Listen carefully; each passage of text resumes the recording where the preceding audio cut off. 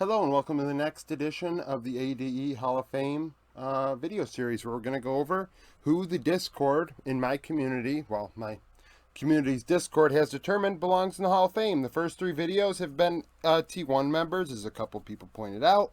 I would just like them to know that actually I think only Marin had more votes than anybody else. I think technically Bang, Smeb, and who was day two? Bangy all had the same amount, and I just did it in that order because they were all T1, and it just was easier that way instead of breaking it up. If you're new to the channel, if you watch this video many months later, you can vote on the Discord for the people that are on the ballot for the Hall of Fame. We are going to do several, actually more than several, classes of players before the season's over, and then just, go to a normal Hall of Fame format. If you'd like to vote, join the Discord, read the rules, have integrity in the voting process, and you can do it. If you have bias, don't bother.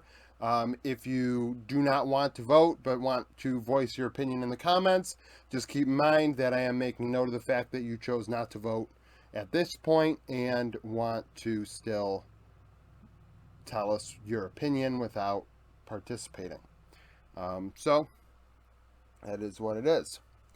Now, Smeb started his career in 2013 at 18 years old, would end in 2020. Top laner, I do struggle with how to label him like every player has the team, right? The team that they go in as. All the other three players, I had T1 as the squad that represents that player the most. I think that Smeb, it's up in the air between Rocks Tigers and KT Rolster. He had 161.05 Hall of Fame points in his career. His most played champions were Rumble, which was second all time for top laners, Gnar, which was 15th, and Maokai, which was 14th. This accounted for only 27% of his games played over his career with those three champions. So a diverse champion pool, Rumble, and then whatever else he really wanted to play. We've seen other players, I think Marin in top lane, that his three most played were some of the most played by anybody when it came to those champions in the role. So he really had a diverse champion pool after Rumble. Speaking of the champion pool, his highest win rate champion was Poppy, where he played double digits. 77% win rate, which ranked second amongst top laners. Jarvan, 73%, ranked fifth. And then Nautilus, 71%, ranked fourth. So those three were his highest win rate top laners. And then KDA, Jarvan, 5.91 is third all time amongst top laners. Shen, 581 was 12th. And then Poppy, 572 was first. So his Poppy has the highest KDA all time in the top lane. So his Poppy, high win rate, high KDA. Same thing with the Jarvan. Two champions that weren't his most played, but his most successful. He started his career at 18 years old with Incredible Miracles. He would only get 0.77 Hall of Fame points. Actually, between his 2 years with Incredible Miracles, he only had 237 Hall of Fame points out of 161. In 2013 spring, he played 10 games, 242 KDA, 586 CS per minute. That would get worse in summer. In 6 games, 123 KDA, 566 CS per minute. So definitely a different meta, a different time. The game was very different in 2013 versus now, 10 years ago. But at the same time, these numbers aren't strong. In 2019, he'd improve a bit in winter. In 6 games, have a 375 KDA, 694 CS per minute. But as you see here, he didn't play more than those 6 games. So really, in the end, could not get over the hump and get to the postseason. In summer, 6 games, 154 KDA, which is less than half of what it was in winter, and 775 CS per minute. In 2015, Smeb would really develop into a superstar. Many would put Smeb as the best top laner of all time. I think he definitely is in that conversation. The reason why he wasn't on here before Marin is probably because he never got over the hump and won Worlds. But he did go deeper multiple times. I believe Smeb is better than Marin all time, but the voting is what it is, and I'm just one person who picks. So I put Rocks Tigers here, but the team had multiple names, different sponsors for a couple years, but Rocks is really what the team ended up being. They would qualify in 2015 in 3 games. He had a 5.86 KDA, 6.99 CS per minute, 85.4 KP. In 2015 spring preseason in 8 games, had a 4.05 KDA, 7.39 CS per minute, 64 KP. 2015 spring, Rocks Tigers would win the regular season with the best record in 31 games. Smeb had a 5.38 KDA, 7.33 CS per minute. The other stats were a little bit sus on Leaguepedia. I use Leaguepedia and Game of Legend for stats. Leaguepedia for the champion stuff. I should have said that off the start. So they did very well in spring regular season, but in the playoffs, it was a dud. They were one and done. They were swept out in 3 games. Smeb struggled only with a 1 KDA, a 7.8 CS per minute, 50 KP, but he did have 29% of the team's gold. So out of the entire team, he was the carry in the Fed department. 29% is extremely high for anybody, let alone a top laner. 2015 summer, the team would not do as well in the regular season. In 42 games, though, he had a 4.43 KDA, which is almost 1 KDA less than it was in spring, 7.11 CS per minute, 70.4 KP, 439 damage per minute, 21 gold share. But this time in the playoffs, they would show up and earn themselves a world slot. In 11 games, he had a 4.19 KDA, 7.18 CS per minute, 76.8 KP. So over 3 out of every 4 kills Smeb was involved in. Making sure I'm recording. I am. It would have been late otherwise. 363 damage per minute, 21.1 damage share, and 21.1 gold share. 3 solo kills in those 11 games. Rocks Tigers at Worlds 2015 would really do some work. This resulted in over 50 Hall of Fame points.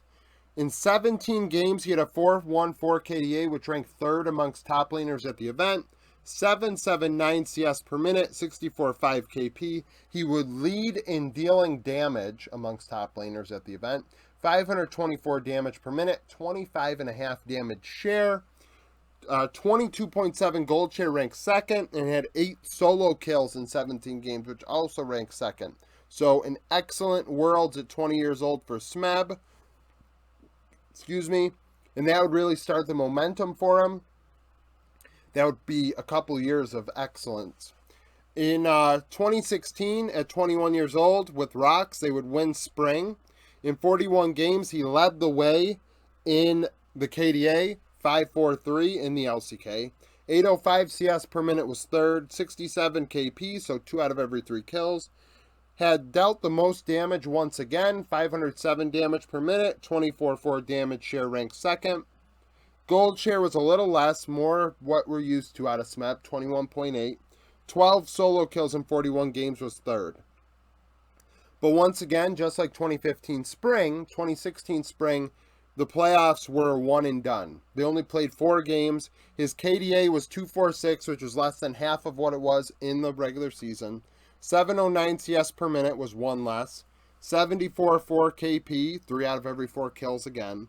462 damage per minute, 22.6 damage share, 21.2 gold share, had 3 solo kills in those 4 games. So the one thing about Smeb is, and I mean maybe it's just the nature of the team itself, but he didn't go international often. And Marin didn't either, but the one thing about Smeb, when you consider the hierarchy of top laners all time, getting over the hump was not easy for him. 2016 summer, Rocks Tigers would once again win the regular season. So that's 3 out of 4 splits where they had the best record.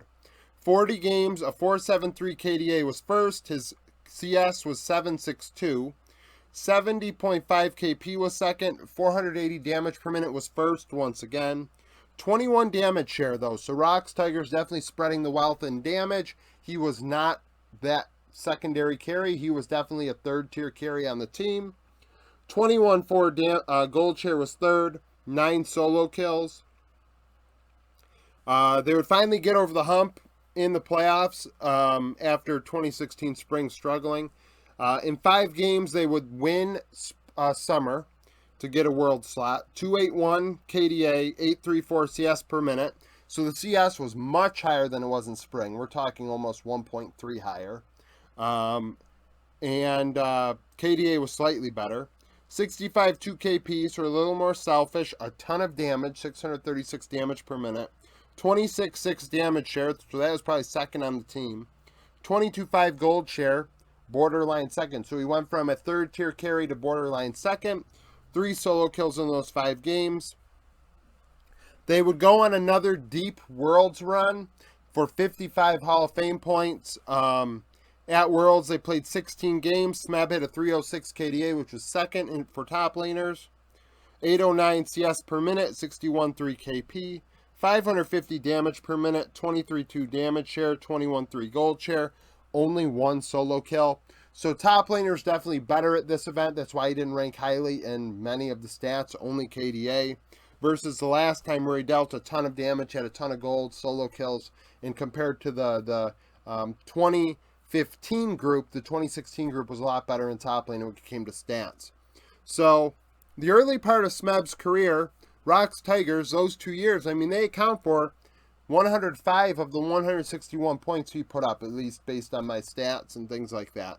So, you know, the KT time, which we're about to get into, is not quite as, I guess, internationally relevant, you know, but honestly, I thought he got better. So now on to that part of his career. All right, now this is where I come up with a conundrum. He obviously played more games with KT, more seasons with KT than Rocks, but he didn't have as much success. Smeb in 2017 would join KT Rolster, and in 44 games put up a great split in the top lane in spring. 3.3 KDA, 8.6 CS per minute was third amongst top laners. 61.8 KP was second, 497 damage per minute was second, 23.7 damage share was second, 21.3 gold share was second. He had the most solo kills out of any top laner in the LCK with 18. So an excellent split in his first time with KT. In the playoffs in 9 games, I thought he played outstanding. These numbers are disgusting, but yet couldn't get to MSI. 2.7 KDA could be better, but a 9.4 CS per minute, 56.6 KP, so a little more selfish.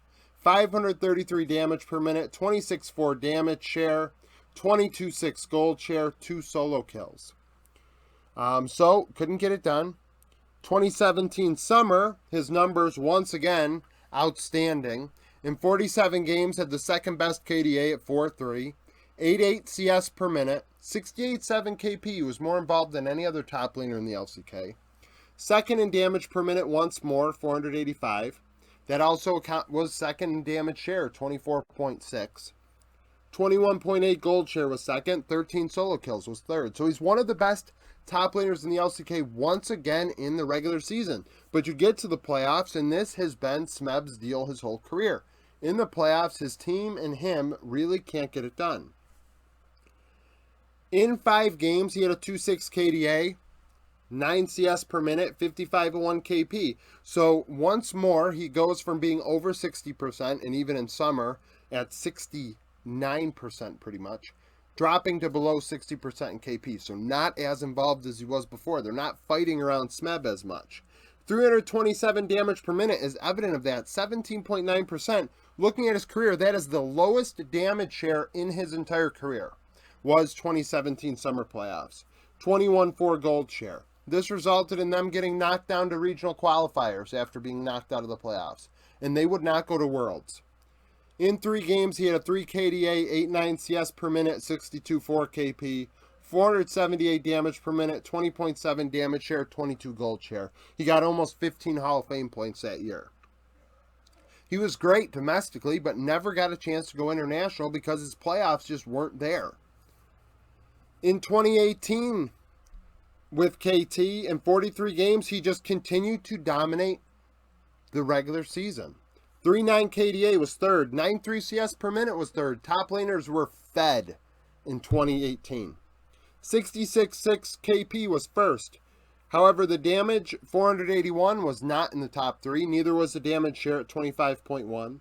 21.9 gold share was third, and second in solo kills with 9. In 8 playoff games, 2.7 KDA, 9.5 CS per minute, 70.5 KP, 392 damage per minute, almost 100 less than it was in the regular season. However, for a share, it was pretty much the same at 24.8, 22.4 gold share, 2 solo kills. 2018 summer, Smeb would win the split. KT would win the split with the best record. In 42 games, Smeb had the best KDA at 4.7. Second in CS at 9.5. 62.4 KP. He dealt more damage than anybody else at 476 damage per minute in the top lane.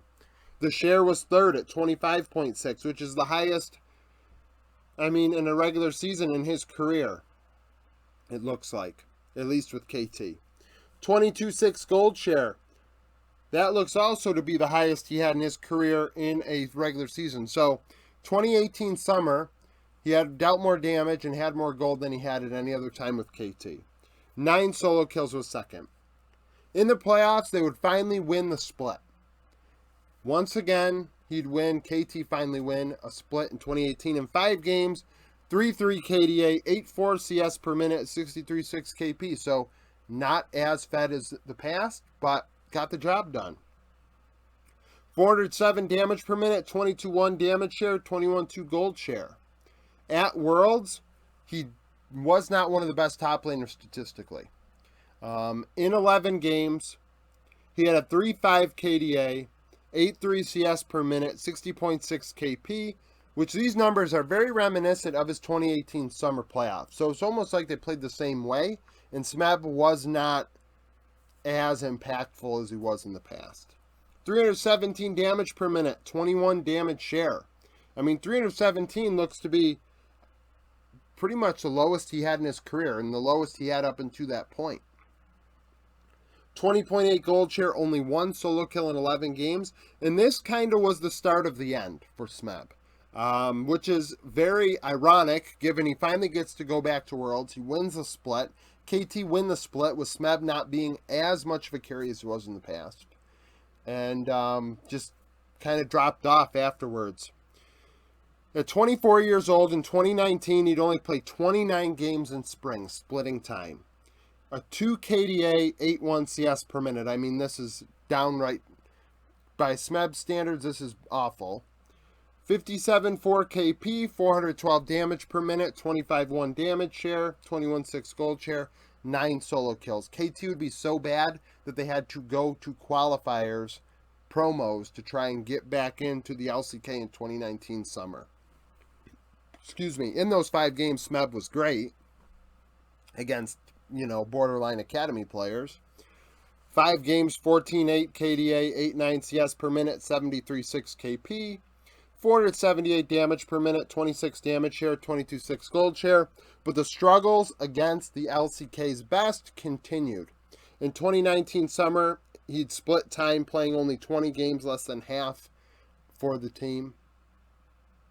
A 1.4 KDA, 8.6 CS per minute, 48.6 KP, so less than half of the kills he was involved in. He was on his own, on an island, and he was inting. 324 damage per minute, 23 damage share, 22.3 gold share, only 4 solo kills. So once again, we're looking at a player that probably played a little bit too long. He would retire pretty much after that, not returning for spring. But due to COVID, I believe that was the reason why he came back in 2020 summer. And, in 30 games, his numbers were the worst probably he ever put up in his career. 2.6 KDA, 6.8 CS per minute, 64.6 KP was second, 446 damage per minute, 22.6 damage share, 20.1 gold share. Borderline glorified support. That's around just better than a jungler in terms of gold. He just was not the same Smeb as he was in the past. 10 solo kills. However, KT would go to the playoffs that year. And in 2 games, he had a 1.2 KDA, 8.4 CS per minute, 61.7 KP, 311 damage per minute, 25.2 damage share, 21.7 gold share. So, it's just, like I said, it's one of those things where Smeb probably played too long. 2018 was really the end.